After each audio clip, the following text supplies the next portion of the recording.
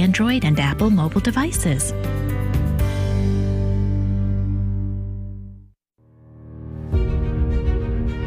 The Simple Truth, rising up to explore the difficult topics of real life.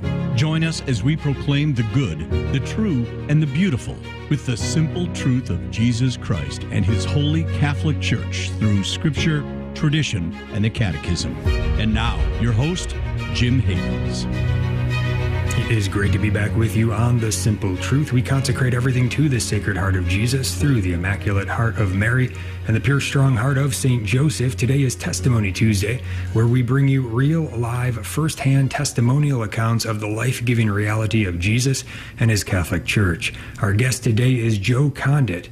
He is a newly married Catholic husband, also founder of CatholicSpeakers.com, the largest Catholic-focused speaking agency and network in the world.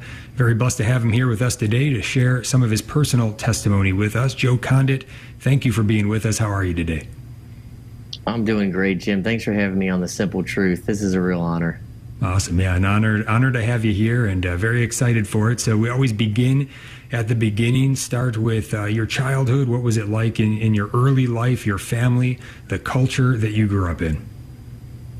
Well, I say two things. I always say you'll catch me only bragging about two things. I have the best friends and the best family in the world. So, growing up, I had a crazy Italian, Irish, German family.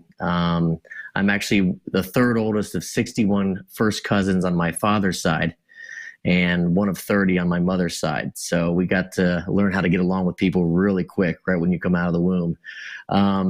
It was, that was the foundation of my life. My family gave me everything. We weren't from a lot of things monetarily. And I always caution people when they say, well, I came from nothing. Well, I know what people mean when they say that, but truly I came from everything. From a spiritual perspective. My mom and my dad did everything they could to provide us kids. I'm one of 6, 3 boys, 3 girls, to provide us kids with the best Catholic education that we possibly could have. And, even since I can remember, when I was in 2nd grade I started serving, Catholic Mass, the Latin Mass, actually. So I was very blessed to given a very staunch Catholic upbringing, memorizing the Baltimore Catechism and writing it word for word all the way from K through, so as a freshman in high school, actually. So that was the beginning of my journey with the Catholic faith. And there was a lot in store for me after that, through high school and my college years. But in the beginning, the good Lord could not have blessed me with a better family and better role models than my mother and my father when it came to Catholicism. What a blessing. And, share with us, I guess, where this took place as far as what part of the country was this, and also a little bit more on the culture surrounding it. So very blessed with a great family. And then when you're going to Catholic school, going to the Catholic parish, what was it like there? Was everybody plugged in like your family was? What was your experience? It was, yes. So we grew up in Cincinnati, Ohio. The joke about Cincinnati is Mark Twain, I think, was the one that coined it. They asked him, if you knew the world was ending in 10 days, what would you do? And he goes, well, I would move to Cincinnati, Ohio. They're always 10 years behind the times, so he bought himself a little time. But, the culture in Cincinnati is a great place to raise a family. There's a big Catholic culture there. The parishes we grew up in, everybody was plugged in, especially the small school that I was blessed to go to was a private school. My father, put all 6 of his kids through private school, which is a task in and of itself. And the focus of the faith was just, it was second to none. The school was called St. Gertrude.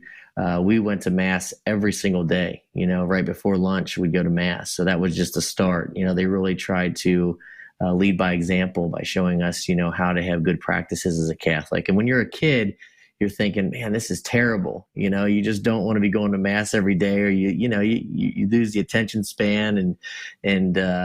But now that I'm older, I'm 40 years old now, I realize looking back, they instill that in you. They instill that grace in your soul every single day, and it carries through the rest of your life. And now I appreciate the Mass and my faith more than ever. And I believe because of that, back when I kind of resented it, not resented it in a terrible way, but, being completely honest as a kid, you'd rather be outside playing baseball or something. So, it was quite the journey, starting from, as far back as I can remember, growing up in Cincinnati, big Catholic family, your parents providing you a life where Catholicism was a focus, and building the friendships that I have around that, which was bizarre because we, in the neighborhood that we lived, it was definitely lower middle class. So the education that I got, that I could have never, gone and gotten at a school or something, from being in that culture versus the small Catholic school culture, was completely two separate worlds, completely two separate, groups of people. And, many times it was tough, growing up and learning, the complete different sides of what it's like to be spiritually, where there are unfortunately some kids that don't have the same leadership I did in my household, and they didn't have a father around or a mother around to guide them. A lot of them didn't have spiritual, guidance in my neighborhood, but then jumping right into school for 8 hours a day and going and being in that culture. So God kind of, looking back, gave me a background that is pretty unique. And I think it helped form me to have a much better understanding of myself, a much better understanding of my faith, and what it means to truly love your brother, even if they're not the exact same as you are. Yeah, what a blessed beginning, talking here with Joe Condit. He is founder of CatholicSpeakers.com. Very refreshing to hear the start of your journey, your young life, because we don't often hear a lot of stories that begin this way. So again, very refreshing to hear it. Joe, as you got into the high school years, what was that like? What was going on in the high school years with respect to your faith and your life as you continued to move forward? Right. Well, I wish we could stick in my grade school years, Jim, because that was my Catholic shining moments. Now we're going to start getting into the roller coaster, right? We're going up. Now we're going to start to go down a little bit, but I'm very open about it. I think it really helps at least 90% of, especially dudes. I think we all go through this phase. As I got into high school, I went to my freshman year. I stayed at that small parochial school, but realized I could throw a basketball through a hoop. So I begged my mom and dad to let me go to an all-boys school in Cincinnati, Ohio, one of the greatest high schools in the country, LaSalle High School. It's an all-boys Catholic school. In fact, side note, ESPN has deemed the 4 all-boy high schools in Cincinnati, Ohio. You got Moeller High School, St. Xavier High School, Elder High School, and LaSalle High School as the most competitive league in the country. Not for me, ESPN has deemed it, so I think we've been hanging on to that forever. But anybody that knows high school sports, you probably have heard of one of those 4 schools because it's extremely competitive. So my father, being a St. X guy, he went to St. Xavier. He allowed me to leave my small school of 12 kids in the class and go take a shot at playing basketball at LaSalle High School under one of the greatest coaches of all time, Dan Fleming. So why am I telling you all this background? Well, it was the beginning of changing my life, kind of God giving you something and you realizing that if you take his gifts and go too far, sometimes it can not be the best thing for you spiritually. Not that I became a bad kid in any way, but literally going from a class of 12 to playing on Friday nights in front of thousands and thousands of people was a wild time for me. It almost like overnight, you become a celebrity. And you're only 15, 16 years old. And I'm playing against guys that are being looked at by D1 coaches all over the country, right? So I'd look up in the stands right where we're playing basketball at our all-boys high school, and you'd see, every head coach you've heard of your whole life, D1, North Carolina, Duke, University of Cincinnati, Xavier University, Dayton. I remember once looking up playing a game where they were there to see other guys that I was playing, D1 quality guys, and just seeing some of the most famous coaches you've heard of and, kind of revered your whole life. So it was quite a culture shock in a way. And I use that term in that I could have never imagined I found myself in that position. I was technically a walk-on, as a sophomore, which people told me that unless you're Michael Jordan, there's no way you're walking on the LaSalle High School's basketball team. And that kind of gave me this sense of self, and that prior to walking on to the basketball team, I did go to school there at an all-boy. I did go to school there first, months before that. Nobody knew who I was. And I knew what it was like to be picked on, treated like a nobody. And then all of a sudden, because I can throw a ball through a hoop, everybody started treating me different. Well, I swore to myself at that point that I would never, ever, to the best of my ability, someone or be uncharitable towards somebody, because I knew exactly what it felt like. You feel terrible. Side story, cut me off, Jim, if this is getting to be too much, but a lot of this has spiritual threads to it. There was one individual that for some reason, high school is a terrible time. It's just, a lot of testosterone that we never had before. Guys are finding themselves and it makes you act, uncharitable, I would say. I guess the best way to say it. And I wouldn't want to say, act stupid, but there was a kid that was getting picked on a bunch. And I remember just walking past while some people were picking on him. And I'll come back to that story. I think it might take a little bit longer, but I learned a lot of lessons, a lot of life lessons going to that school, going from such a small school to a big school. But not only that, becoming a pseudo known name. And what are you supposed to do with that, when that happens, and how are you supposed to act as a role model? All right, great stuff here with Joe Condit, founder of CatholicSpeakers.com. When we get back, we're going to hear more from Joe. He'll pick it up right where he left off there. But as we go into the break, think of those the greatest commandments, right? To love God, to love our neighbor, to truly put God first, that theological virtue of charity, to love God with all that we are for his own sake, and then to love others out of love of God. If we could just live this well, continue to advance in this virtue of charity, we advance in all others as well. We'll be right back. Stay tuned. This is Jesse Romero, host of Jesus 911, heard weekdays at 2 p.m. Eastern. I'm joined each day by a variety of co-hosts like Ruben Nava, Paul Clay, Dan Schneider, and my amazing wife, Anita Romero. We tackle Catholic devotions, spiritual warfare, family life, saving America, and everything in between. Join us each weekday at 2 p.m. Eastern, 11 a.m. Pacific for Jesus 911. You can also catch a bonus encore Saturdays at noon Eastern. God bless you. Keep the faith.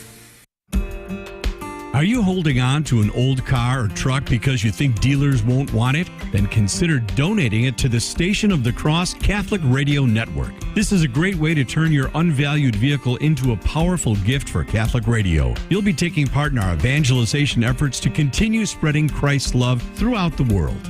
Our Lord uses Catholic radio to draw more people to himself, and one of the best ways to support the Station of the Cross is by contributing to our vehicle donation program. The process is safe and simple. Your generosity will greatly benefit our mission to bring the truths of the Catholic faith to countless listeners. To find out more or to donate your vehicle today, visit thestationofthecross.com or call 1-866-628-CARS. That's thestationofthecross.com or 1-866-628-2277. As a nonprofit lay organization financially independent from your diocese, our apostolate is listener-supported. Through your generosity, we are able to inspire countless listeners with the gospel message and help lead them to a parish to be spiritually nourished by the sacraments. The Station of the Cross thanks our supporters who have enabled us to broadcast Catholic programs for more than 20 years. Thank you for your continued support, and may God bless you and your family.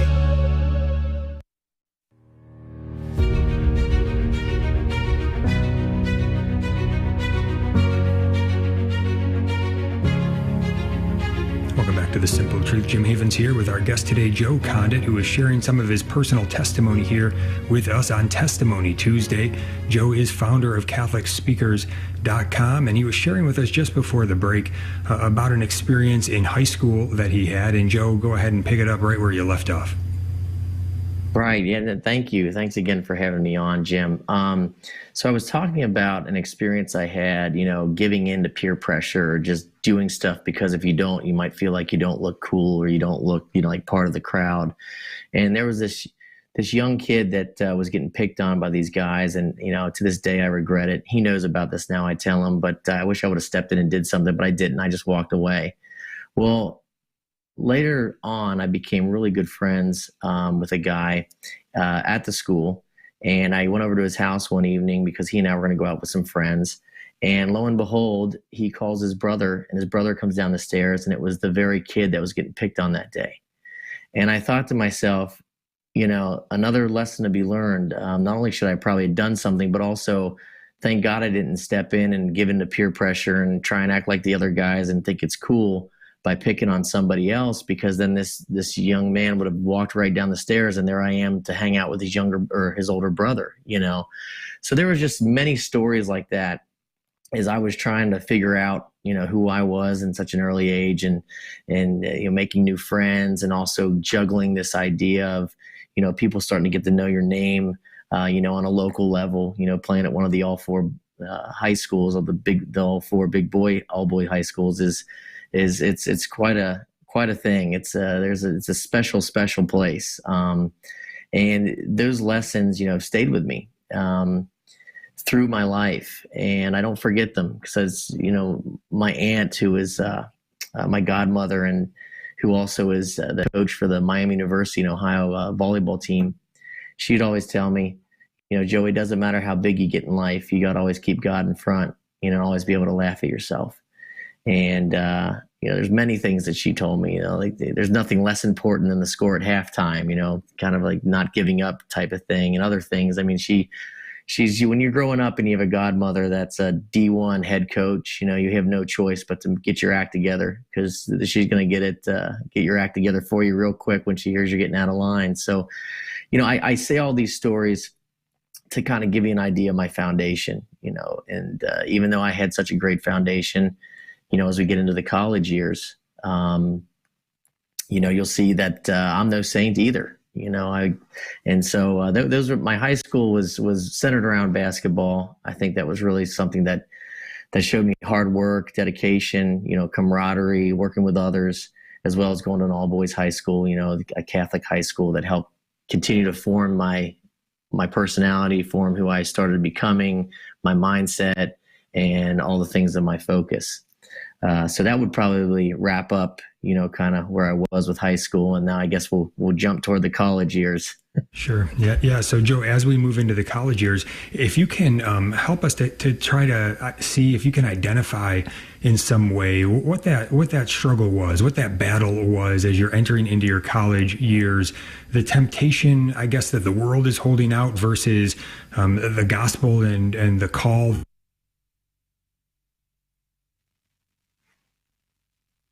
By it, and then what was your experience of it? Sure. I mean, college is such a crazy time, right? You're 1 minute your mom's doing your laundry for you, and you're living at your house. The next minute you're expected to be an adult overnight. Here's free money, at least at the time you think it is, and it's not. But here's money, here's a budget. Now you're gonna go live on your own, And I was like any other normal college kid leaving the house, and I ended up actually going to Miami of Ohio.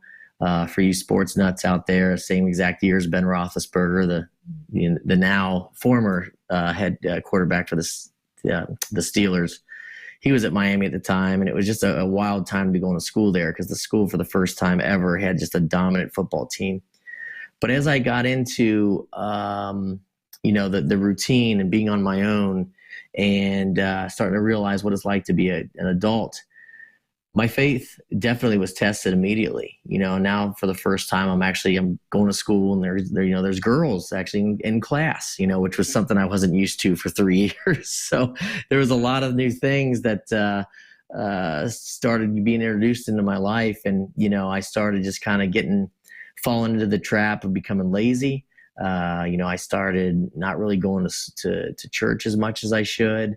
And that whole kind of habit started spiraling down, away from my faith. I didn't become a bad kid by any means. I wasn't doing drugs, but from a perspective of faith, I guess, what's worse, you start not going to church on Sunday, making God center.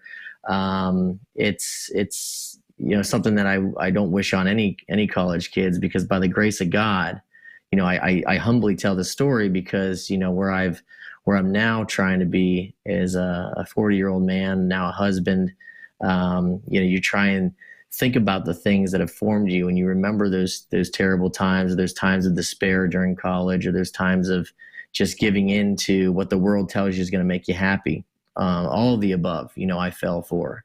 And I can tell you none of it was anywhere close to what the world promises you. Go and get a great job in an office with a view, and, life will be good. And, I got focused on the wrong types of things going through school. And those things actually ended up coming to fruition for me, but in a way that I actually could have never imagined.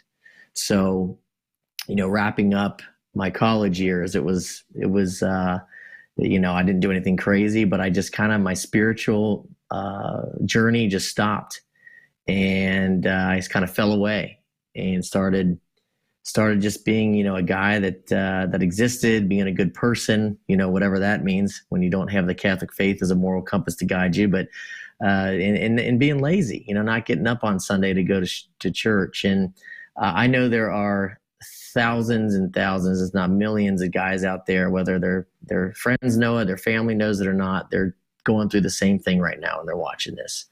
And I can tell them what happened to me.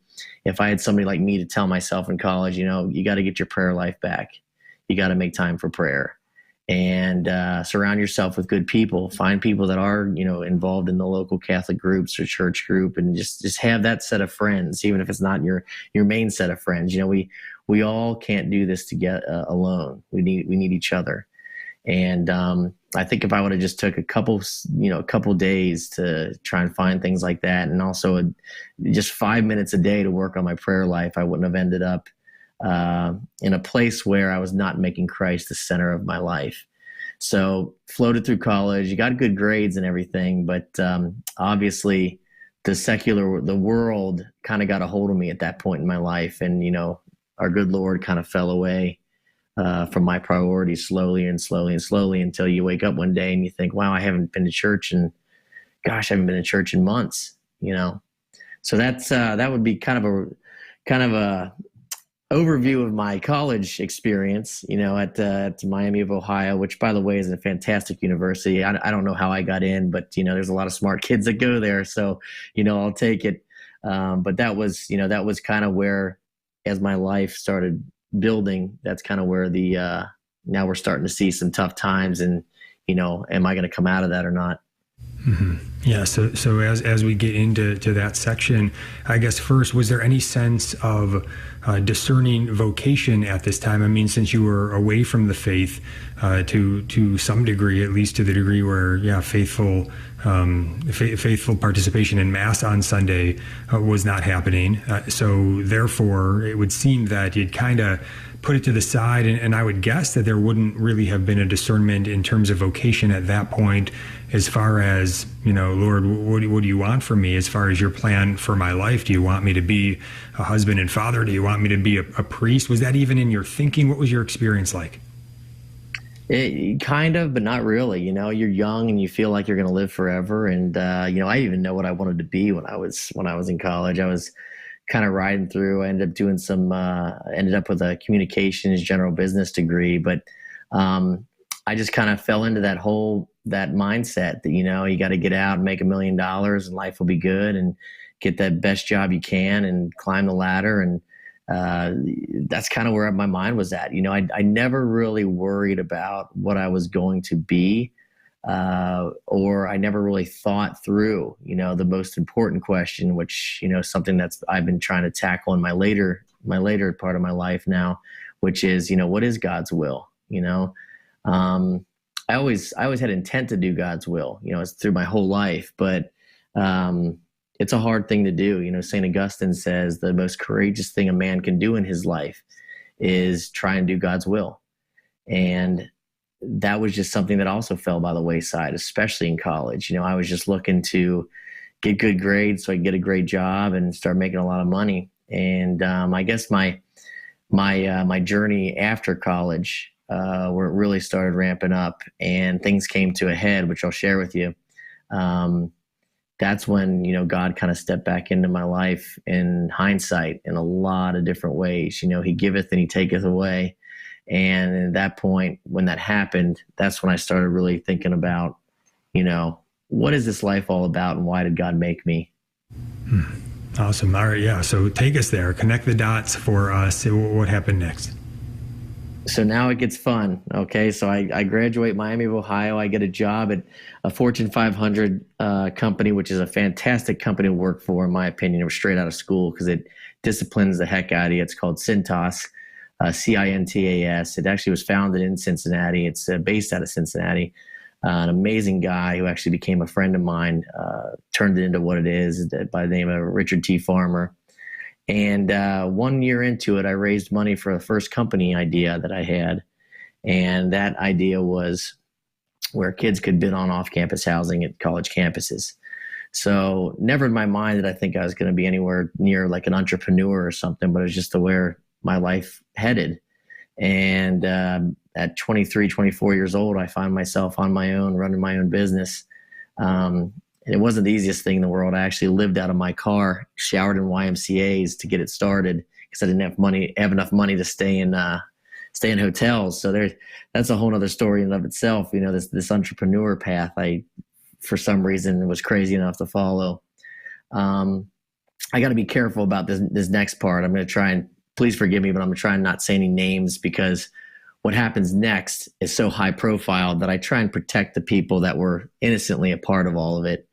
And I never try and say any names just because but if you Googled it, you could probably find it. But in about 2008, so I built the company all the way through, still not focusing on Christ. Now we're from 2004 to 2008, still not Christ being the center of my life. I wasn't a bad person by any means from like doing drugs or out, harming people, of course, but from not having a spiritual life, I would say it wasn't the best.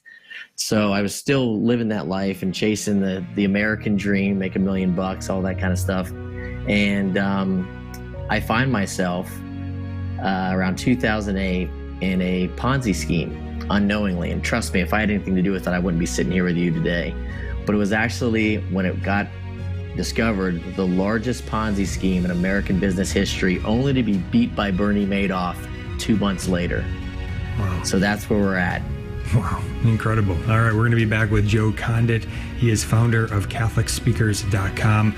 More from Joe when we get back. We are on holy ground as Joe is sharing some of his personal testimony with us today. And also just want to encourage folks, if there is anybody that's listening that has been away from putting Christ at the center in terms of going to Mass on Sunday, you're kind of just hit and miss with it. I just want to encourage you. This is the center, right? Love him back. Keep his commandments. Go to Mass on Sunday. Be faithful. Go back to confession. Get it right. We'll be right back. Stay tuned.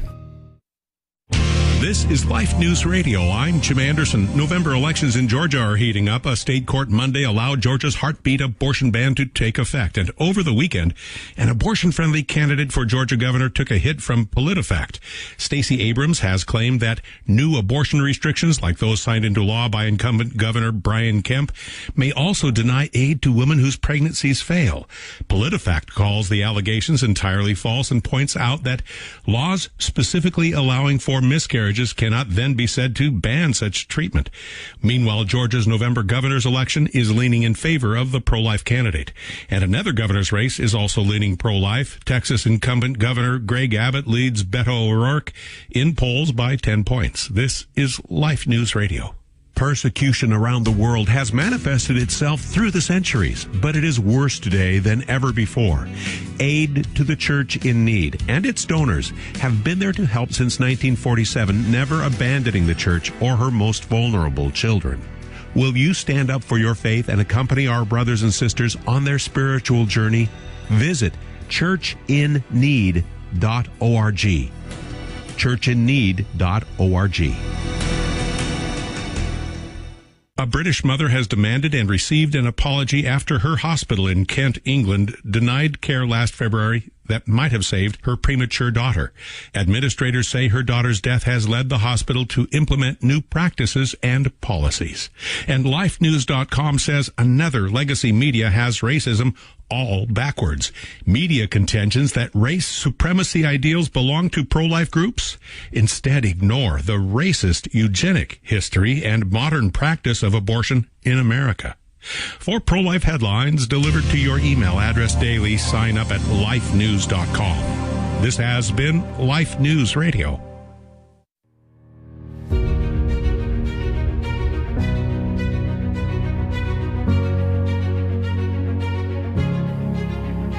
Welcome back to The Simple Truth. Jim Havens here, Testimony Tuesday with our guest today, Joe Condit. He is founder of CatholicSpeakers.com, sharing some of his personal story with us today. And we're right in a pretty extreme part of the story, Joe, where you got swept into this Ponzi scheme. You said the biggest ever in the U.S. up until then, Bernie Madoff, which we've all heard about. But yeah, tell us more about this. What was that like? Does this, figure back into helping you to come back to the faith with full force? What happened next? Yeah, well, it's a lot of people talk about that lightning strike moment where God, knocks you off your horse.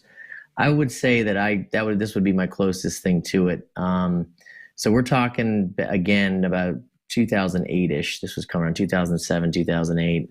If you remember, that's when the housing crash came to be, the mortgage crisis, all of those things, and it started flushing out a lot of these folks that were playing, the money game. And unfortunately, allegedly, which is a word that I've learned to use, a business partner of mine was involved in what was, allegedly a Ponzi scheme, and it ended up being an unfortunate situation for everyone. He had over 150 business partners at that point. Had a massive conglomerate, bought major brands, major companies you and I both know, companies you see today on the shelves, invested in my little real estate idea back in 2005, 2006-ish. So in those 2 or 3 years, we grew rapidly. And, I was kind of on the fast track. And, as a young, now deemed kind of .com kid or whatever, I kind of still resent all that. But, that's my background, though. That's what I've been in since I was 23. And that's the world I've lived in. And it all came to a crashing halt when you get a call from, or at least we get a call from the FBI and CIA at the same time on your cell phone. There's nothing that's going to shake you more. Jim, it was as much as a shock if somebody came on the airwaves right now and took you away for being, one of the largest drug dealers in America or something. I'm just trying to think of something so extreme where you're just shocked, right? So without sharing all the details, it was a scheme that warranted the FBI to be investigating and people wearing secret wires for months on end. It was wild. I mean, the raid on the headquarters was something that you'd see out of a movie, like an Ocean's 11 or something when they raid the casinos, metal jackets and AK-7s, everything. I get a call from a guy, I'll never forget, Agent White, which I don't believe is the real name, but CIA, and they tell me, hey, you everything's frozen. Your bank accounts are frozen. And if you lie to us, we're going to repo a Pepsi that you bought last year. Basically telling me they were going to get so into my life that, they know everything about me already. What color underwear I was probably wearing that day. It was wild. It was just the craziest. It was like a dream. I had no idea what they were talking about because there only 4 people were involved in this, what was estimated now today to be about $4.5 billion. You can imagine back then, that's a pretty big number. And then Bernie came out with 52 billion. So, if it wasn't for Bernie, my former business partner would have probably been the household name, just like who Bernie Madoff is. And so not only was this a massive case, it was a high-profile case. I mean, we were on the front page of the Wall Street Journal for 2 weeks straight. My life just took a turn I could have never imagined again, just like my explanations about going to play basketball in high school, my little small world that I lived in, but that was huge to me, So overnight, I lost everything. Just gone. People talk about losing everything. I've lost everything, or at least I thought I did. But at that point in time, I felt like I lost everything. Forced me to move back into my house in Cincinnati, Ohio with my dad. I was traveling a ton prior to that. And guess what? It was like, it was if God says, look, I made you, looking at me saying, hey, I made you, kid, and I had you blessed to be born in this amazing Catholic family. And I gave you all these resources and all these opportunities. And I didn't make you for this, to try and strive to be the next, whatever I was trying to do, the next Steve Jobs. Of course, I haven't lost any ambition, but my thought process is much different now, Jim, which you so keenly have guided through this conversation. Where was God there? Where was God then? Where is God, with you now? And it's a great thing for young people to remember and when they see this. So I had to move back with my pops. I remember I couldn't even pay the cab driver. You're talking about a kid that was like, all these .com style magazines and, all these things. I mean, if I haven't done it forever, but if somebody Googled it, they could find a lot of the past articles about the company. And I couldn't even pay the cab driver from the airport to my father's house, So you want to talk about some humility. God giveth and taketh away. And oh, by the way, now I'm living at my dad's house. Things are not that great because a lot of things are frozen. Everything's frozen. And, you're also looking at potential jail time, which they knew that never was going to happen because they knew who was involved. They knew I wasn't involved, but a tactic to flush things out, the best they can in case they didn't know something, but I didn't know that. So I'm at my father's house for a good 8 months. And guess what I had to start doing? Pretending I was going to church on Sundays. So now I'm going to church again, because my dad's right there. I can't sleep in anymore or skip it and go to work, work all day. And started reading, picked up old books like Confessions of St. Augustine and, St. Thomas Aquinas, and started reading other books along with that, like Grinding It Out with the McDonald's story, and kind of mixing my faith back in with my life and my passions. And long story, at the end, everything ended up okay. We ended up getting everything back and we were able to go on and proceed. But, that was my lightning strike moment, as a lot of people think of it, St. Paul, or that God was kind of smacking me back and saying, hey, your free will, which you have, has taken you down a path that, I didn't. At least that's the way I make sense of all this. And it made me a man. When we were able to get back on track and everything, we got through all that, which was quite the fiasco. And, you can imagine you're 25, 26, 27 years old, staring at CIA, FBI raids and being suggested that you might be going to jail. And it was a wild experience.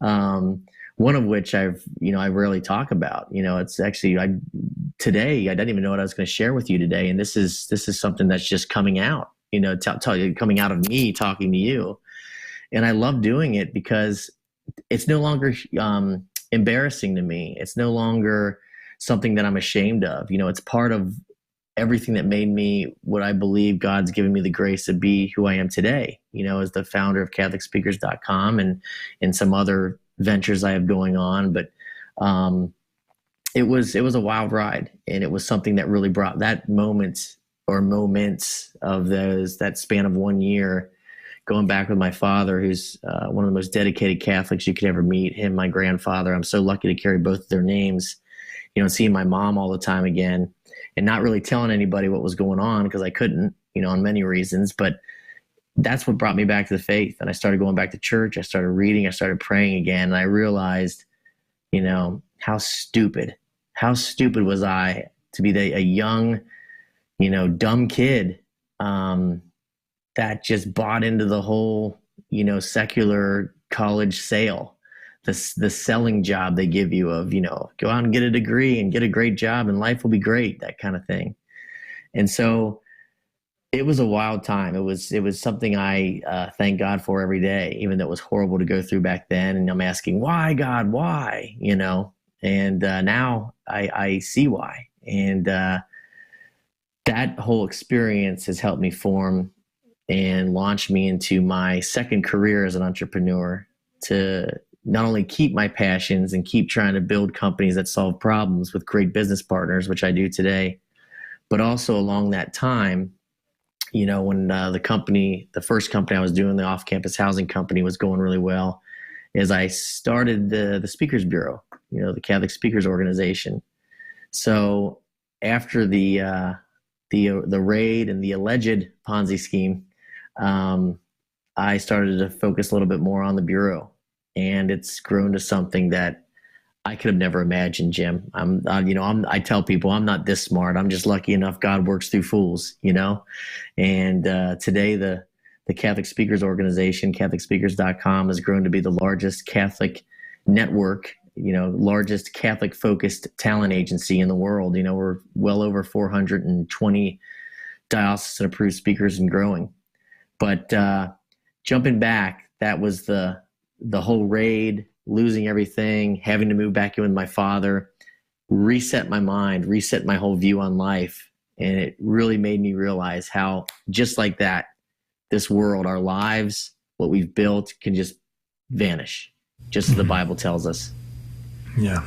Joe Condit is with us, founder of CatholicSpeakers.com. I want to get into the good work that you are doing and make sure that we can share that with folks as we go here. But I do want to drill down on this one point, because I do think this is a spot that many people can relate to, and many people maybe they're still on the front end of this, where maybe they feel sorry for different consequences that have occurred in their life based on them kind of rejecting our Lord, rejecting the faith, but maybe not yet at that point where they are truly sorry for what they've chosen to do, that rejection, that turning away, and truly entering into that humility and going to that confessional and making that good confession, which is right there and available for all of us, if only we sincerely repent and allow our Lord to wash over us with that forgiveness and refresh us in that sanctifying grace, where we can then go forward and receive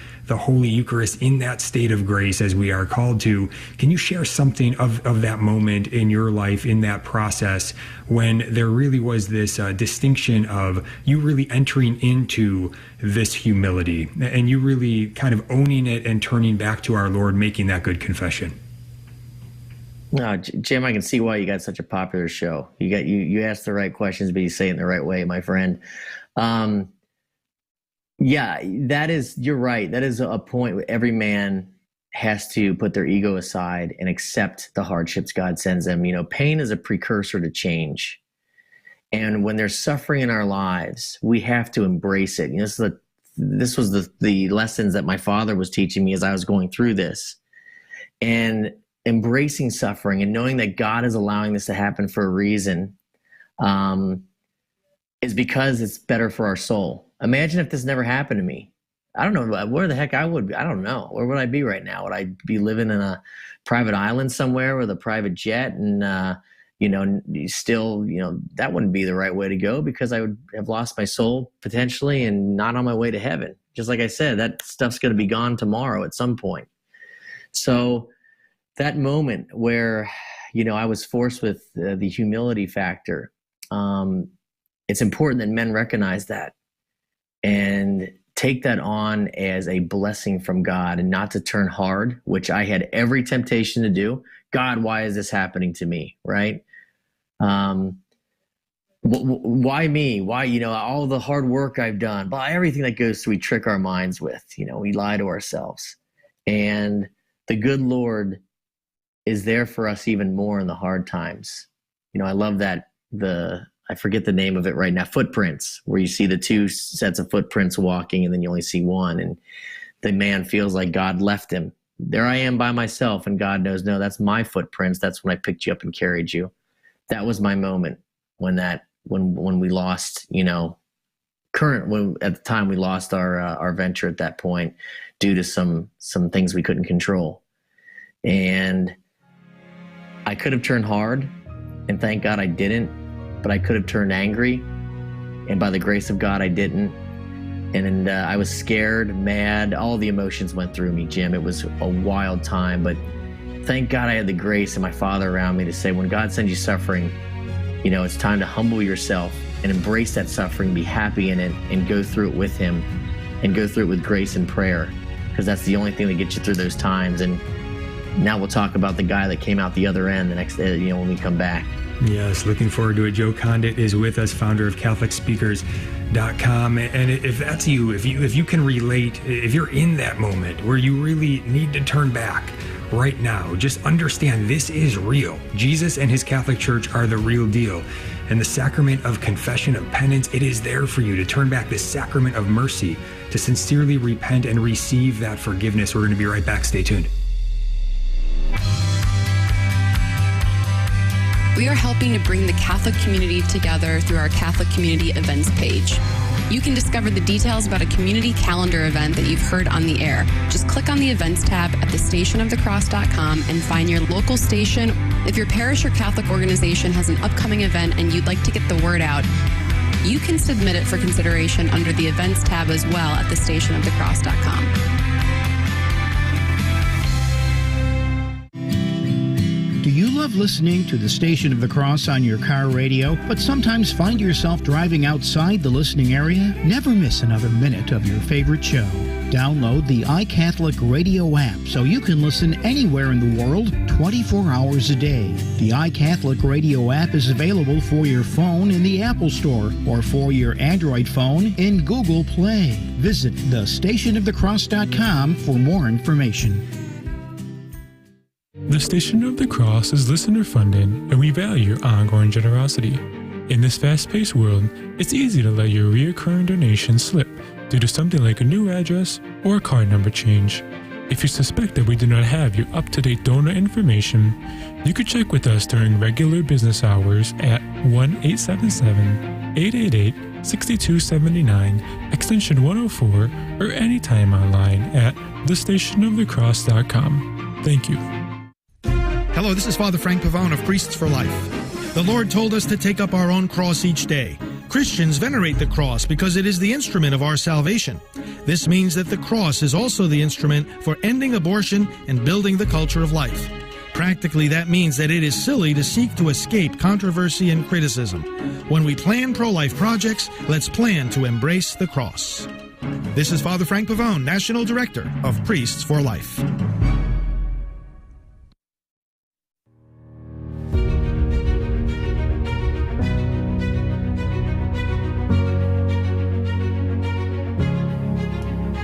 Back to the simple truth. Our guest today, Joe Condit, founder of CatholicSpeakers.com, here sharing some of his personal testimony with us today. And you can always go back and listen to the show if you're just tuning in and you missed the parts of this show leading up to now, where we're getting into some of the good fruits after conversion, after Joe's coming back to our Lord and his Catholic Church.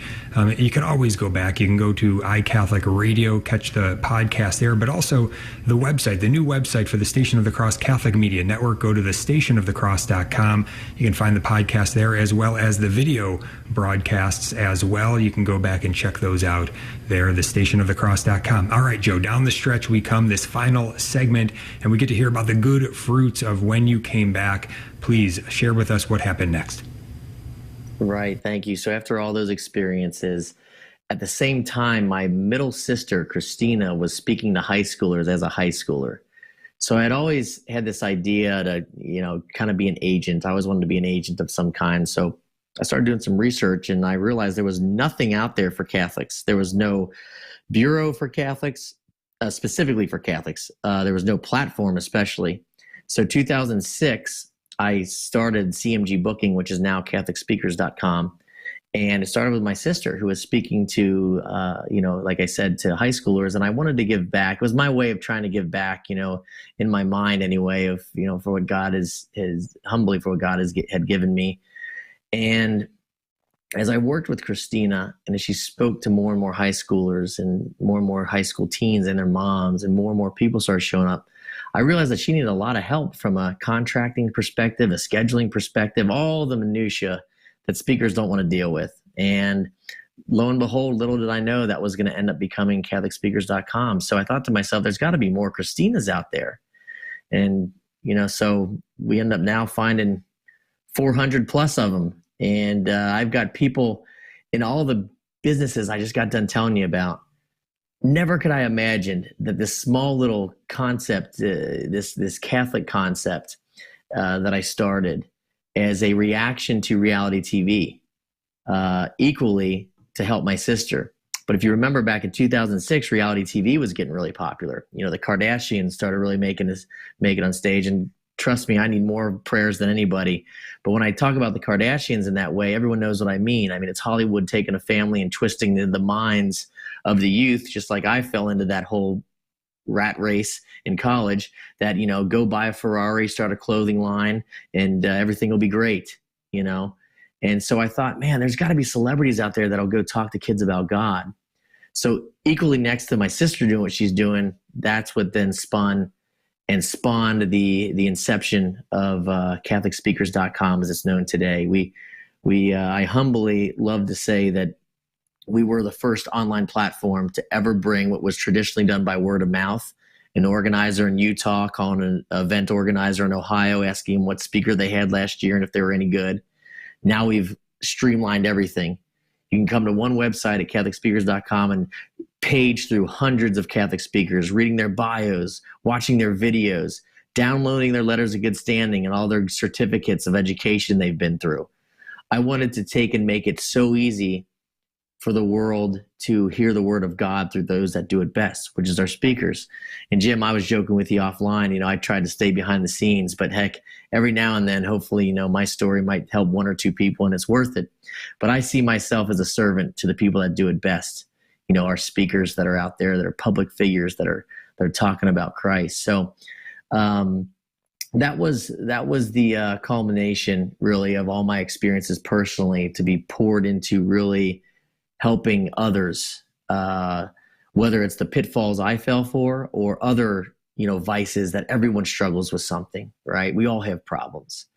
And I wanted to create something in this world that could at least help people or give people an option to either turn to these professional speakers that have dedicated their lives to give an incredible messages about whatever topic. You know, on the website, you can search by topic or you can search by state and find out who's out there doing what and what expertise they have. And in that platform, I wanted people to find some grace, find some comfort, and know that there's other people out there just like them. You know, hopefully my story has resonated with a lot of guys. It might not be as extreme as what I went through, but you know, if you're blowing off church every Sunday or every now and then, you know, remember, look at what happened to me. And remember that God loves you and he's only going to direct you down a path that's going to be the best for your life and ultimately your salvation, not for that Ferrari you think is going to make you happy, which I fell for. So the Bureau started really kicking, I'd say, in 2016. We brought on staff members. I was able to hire people. I remember my first hire and now our COO, his name is also Joe. A lot of people know him, Joe Higgins. He works hard day in and day out to contract events and help speakers get connected with the right organizations. And thousands of organizations all over the world now trust us and call us every year to book speakers for their events because they know, you know, we've done all the rigorous screening. And, you know, we're talking to people because of this little idea, Jim. It's unbelievable, really, when I think about it. I'm talking to people that I used to have their professional posters on my bedroom wall when I was a kid, right? Professional baseball players, professional NFL, you know, football players, hockey players, soccer players, NFL owners, down to movie stars, you know, and guys that you and I both know. In fact, you know, at our big national men's conference that I put on as well every year in Cincinnati, Ohio, you know, we had Jim Caviezel, the guy that played Jesus in the Passion of the Christ, and Raymond Arroyo from EWTN, next to David B. Wright, who started 40 Days for Life. I say this humbly. I mean, I'm rattling this stuff off. Even I still can't believe this has happened to me, right? Why? These people are, who am I, you know? But it's because I listened to God when he decided to grab me and make a point that sometimes we all lose our way. And it's on us in the most important time to grab onto your prayer life and recognize you're at that point, Jim. Just like you said before the break, if you're at that point right now where you might be struggling or your faith isn't a priority, this show, when you're watching Jim on The Simple Truth, this show might be your point. This might be your lightning moment to start getting back to that prayer life, you know. And if I can change one heart, Jim, then we've done it today. So, I want to be vulnerable, and I wanted to share all those details with you to hopefully help people like that. I mean, that's what the Bureau is all about, is to, us to send and help send Catholic speakers into the world, many of which we work with. I saw when we were on break, your advertisements. I mean, I think I counted maybe 50% of those people we represent or have represented in the past. So, another gift from me recognizing that my life was on the right path. Now I'm sitting at a computer, fast forward to 2022 at 40 years old. And, I get to meet you, Jim. I see all these people, and these are the people God intended to be in my life, and these are the people that can continue to shape me now as a father, now as a husband. I just got married 2 months ago, and no kids yet, but maybe we'll see if God allows me to procreate. That's in the works. Of course, I've been getting the pressure from the family a lot. That's the next question, where you're barely married and they're always asking for 10 grandkids. But it's just a beautiful way to look back at all the hardship that I thought I had, but really it was the best thing for me. And it's only the best thing for us if we decide to recognize it as that. Remember, I could have gotten hard. I could have cursed at God. I could have gotten a hardened heart and, wow, you did. Dare you do this to me? After all this hard work, et cetera, et cetera. So that's kind of the big, that would be the big lesson that I came away from with that, among many other lessons. But that was such a blessing, and then here I am on your show. Never in my life would I have imagined my life would have went that way. Outstanding. Yeah, Joe Condit, he is founder of CatholicSpeakers.com, a great resource. Check it out, CatholicSpeakers.com. Joe, thank you so much for being with us, for being vulnerable, sharing some of your story with us here today. No doubt it's going to bear some good fruit as we get it out there. So thank you so much. God bless you. All right, God bless you. And I do just want to finish just by saying, look at Joe's story and just understand, if you are away from the faith, or if you're not, just understand Jesus wants to share his life and his mission with us. There's a purpose, right? He wants to fill us with his life, and then he wants to send us on a mission. So understand that he's got a lot for us. Even if you're away, even if you think he can't possibly use you, he will use you. Turn back to him, let him fill you once again with new life, and then let him take control of all of your dreams and plans and direct you. We'll see you next time. God bless you. St. Polycarp said, "Help one another